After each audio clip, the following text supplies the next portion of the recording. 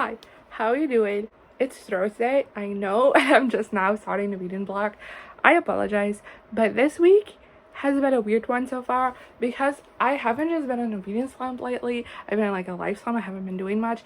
And then last week I got out of my reading slump. I read a bunch, but and also because I was so focused on reading, it put me behind on like life stuff even more. So I've been like catching up for the past 3 days and everything like I wanted to do, and I feel like I finally have my brain in order again. So I'm here and I'm gonna talk to you about books.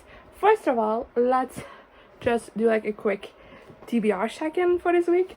This is a very ambitious TBR considering how many days I have left in the week, but I still want to point this out because next Tuesday, so next week, 5th of July, I have to go to the library, and there are 3 books that I want to get to before, I have to go back to the library because they're all library books, and it's these 3 books. As you can see, it's a lot to read. First off, we have The Dark Prophecy by Cory Warden, which is the second book in the Trials of Apollo series. This is definitely the priority. If I don't get this finished this week, I'll be mad at myself. So I'll be starting this in a minute. And then I also have The Burning Maze by Cory Warden, which is the 3rd book. And again, this is top priority. Has to be done before the 5th of July because I want to get the last 2 books in the series out then and like finish it out. So these 2 books is what I'm supposed to read. But this one is 400 pages. And this one is thicker. I can already feel it. This is 430 pages. So that's like 800 pages to read in 4 days, which is 200 pages a day. I don't know if I'm gonna make that. And on top of that, I also would love to get to As Good As Dead by Holly Jackson, which is massive. This is 524 pages, so that's even more. But honestly, if I can just like get this started and hopefully get it finished before this is never gonna happen. But like this is the goal. And then also I'm still reading Bloodlines. I'm 50 pages in. I put this down because it just wasn't interesting me, but like I'm a bit more hyped to get to it than I was last week. So hopefully that will also get to, but it's like probably for next week, not for anytime soon. That's the reading plan. And then I also have a small book haul because I got 2 books on Tuesday. Yes, that's when I went to bookstore. I have Book Lovers by Emily Henry, which I'm very excited to read. I love People Who Read on Vacation, so I'm hoping I'll also love this. I've heard some mixed things about it though, so who knows. And then I have A Crown of Gilded Bones by Jonathan Armitage, which is the 3rd book in the From Blood and Ash series. I haven't read the second one yet, but like these are like limited edition for the Dutch, and they're gorgeous, so I want to collect them. I have read something this week though, not a lot, but like I've read something. I read the first 20% of Up All Night with a Good Duke, which I forgot the author's name, like the cover is right here so you can tell. I got everything I got 2% of the way through. I've been recently more in the mood to read historical romances again, so I got to this one, and yeah, I'm not far in. I don't know how I feel about it yet because of that, but I'll keep you updated.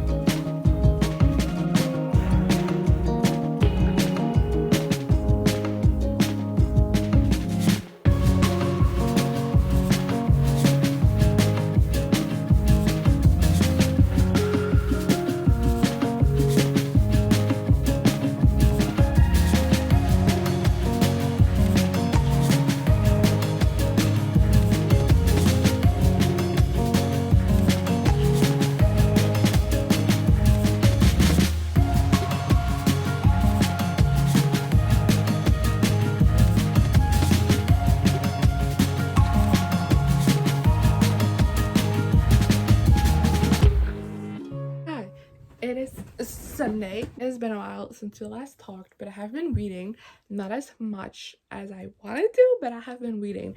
First of all, I want to say that I read 64 pages of The Prophecy by Rick Riordan. I'm just putting this down for now because even though I'm enjoying this, I'm not really in the mood to read it right now. So I just rather take a little bit of a break from it. And we just digitally extended our loans on like all of the books we got from the library because neither my mom or both my mom and I have been reading slumpy months, so we haven't really read much. So none of the library books that we got out like have been read. So we extended our loan and everything. So I have more time to read this now and I feel less pressure and like I can properly put it down now. But I'm returning to this hopefully soon because like I said, I'm enjoying it. And then for the ebook, the galley that I was reading, Up All Night with a Good Duke, I finished it this morning and I feel complicated about it. This is a historical romance novel following protagonist Artemis, who is like a school teacher, and she like wants to open her own school and like has no interest in like getting married and stuff like that. Then her best friend is like forced by her father to like have a season, so her best friend asks her if like she wants to come along, so it will be like less dreadful. And she ends up going in the hopes to like find like a sponsor for her school that she wants to start for, you know, educating women, which is a controversial topic at this time period. And she ends up meeting this guy whose name I've forgotten, but he is a duke. And several years ago, his wife passed away. At the time, everybody thought like he murdered her, even though trial kind of like proved his innocence. So he is a bit like ostracized in society, but he decides to like still go into the London season because he needs to find a wife, because he needs to have an heir. And yeah, the two of them meet, it's a romance between them, and I wasn't a big fan of this. Like, it was 2 to 5 stars. It just didn't work for me personally. Like, I definitely understand why other people love this, because like most of the reviews of this book on Goodreads are like absolutely raving positive, but I just didn't connect with it. I didn't really like either of the characters.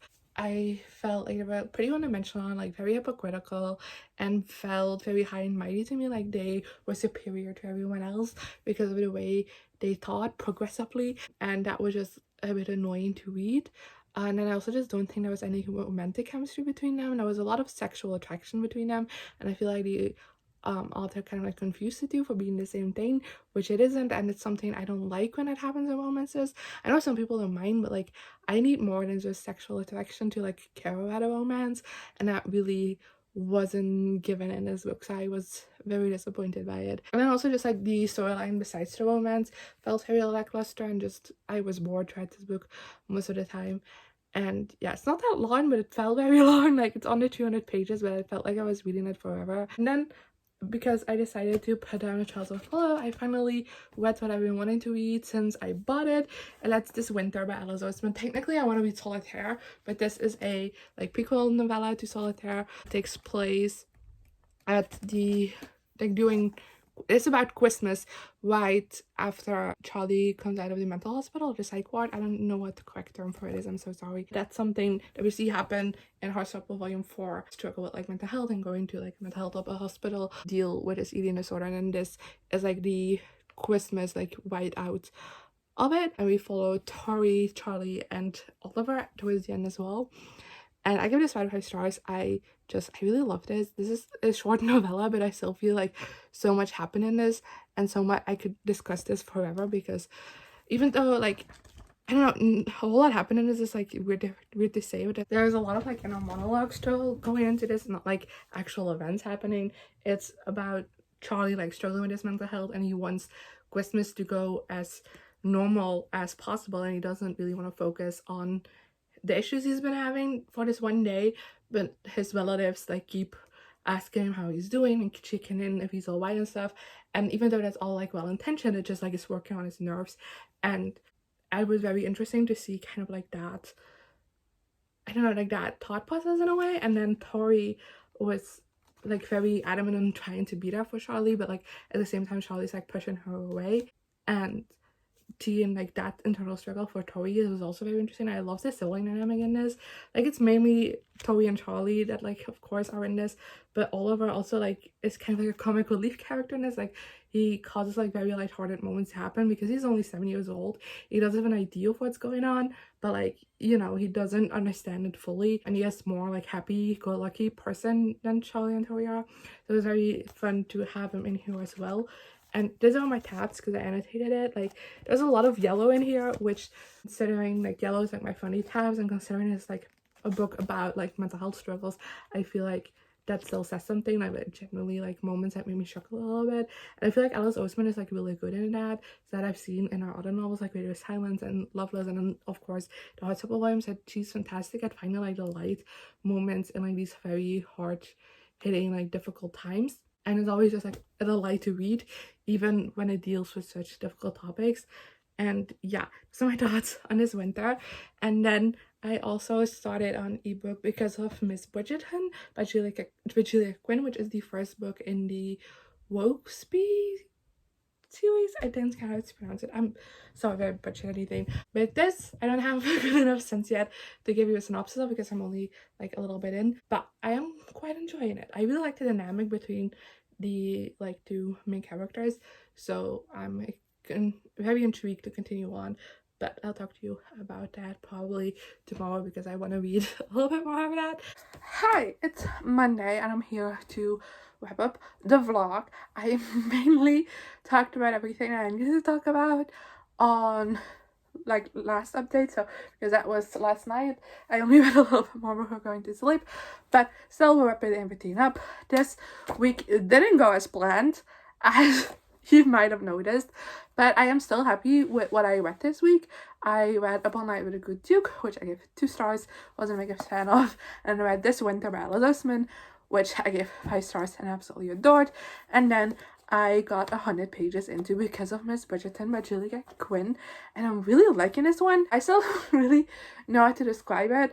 The best way I can describe it currently is we follow Billy Bridgerton, who has grown up with the Wokesby family, like right next door, and she gets along with every single sibling, like tremendously, except George. Like, even like she gets along with them so well that like a lot of people expect her to marry like one of the Wokesby brothers, but she and George just never really get along and are constantly butting heads. And this is the romance between the two of them. Like, George is starting to fall where I am, and it's like, it's everything. I'm a little bit addicted to this book. Like, I desperately want to continue, and like had to force myself to stop reading last night because I was so tired. But I'm really enjoying this one. Like I said, I'm only 100 pages in, so it could go like a million different directions, but at this moment in time, I'm obsessed, loving it. So yeah, that was this week's reading vlog. I hope you enjoyed, and yeah, I guess I'll see you guys next time. Good. Bye. Again, the same situation. Why does the God thing have to be so complicated? Should've played it cool instead